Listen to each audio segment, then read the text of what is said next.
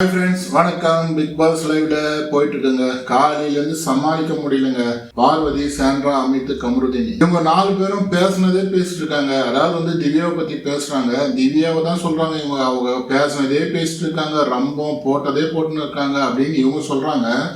ஆனா இன்னைக்கு காலையிலேருந்து திவ்யாவை பத்தியே பேசிட்டு இருக்காங்க. வேற டாபிக்கே இல்லையா?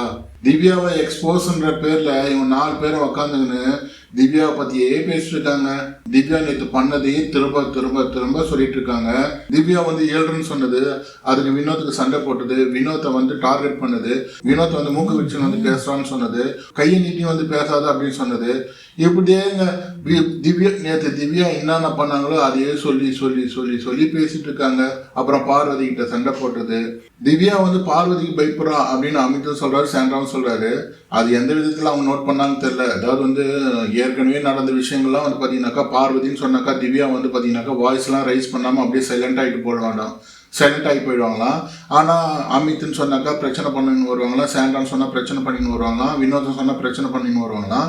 இப்போ எங்கிட்ட கூட இப்போ பிரச்சனைக்கு வரதில்லை. அமித் அப்படி சொல்றாரு. எங்கிட்ட கூட இப்போ வரதில்லை, சாண்ட்ரா கிட்டையும் வரதில்லை. இப்போ போறது எல்லாமே வினோத்து தான். ஏன்னா வினோத்து தான் வார்த்தை விடுறாரு. அதை பிடிச்சின்னு அடுத்த கட்டத்துக்கு நகர்ந்துட்டு போறாங்க அவங்க அப்படின்னு சொல்லிட்டு திவ்யாவுடைய கேமை எக்ஸ்போஸ் பண்றேன்னு சொல்லி சொல்லி காலையிலேருந்துங்க திவ்யாவை பத்தியே பேசிட்டு இருக்காங்க. ஒரு கட்டத்துல அமித் புரிஞ்சுக்கணாப்புல, இது தேவையில்லாத ஆணிப்பா, திவ்யா பத்தி இவ்வளவு நேரம் பேசுறது பிரயோஜனம் இல்லப்பா, நம்ம திவ்யா பத்தியே பேசிட்டு இருக்கோம், இதுவே அவங்களுக்கு ரொம்ப மைலேஜா போயிட்டு இருக்கு, வேணாப்பா இதோட முடிங்கப்பா அப்படின்னு சொல்லி முடிக்கிறாரு.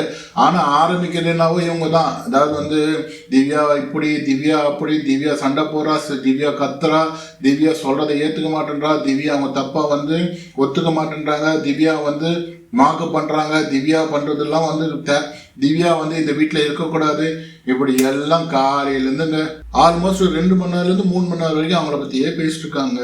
என்னதான் பேசுவாங்களோ ஒன்றும் புரியல. திவ்யாவை எக்ஸ்போஸ் பண்றேன்னு சொல்லிட்டு திவ்யாவை பெருசாக்கினுங்கிறாங்க.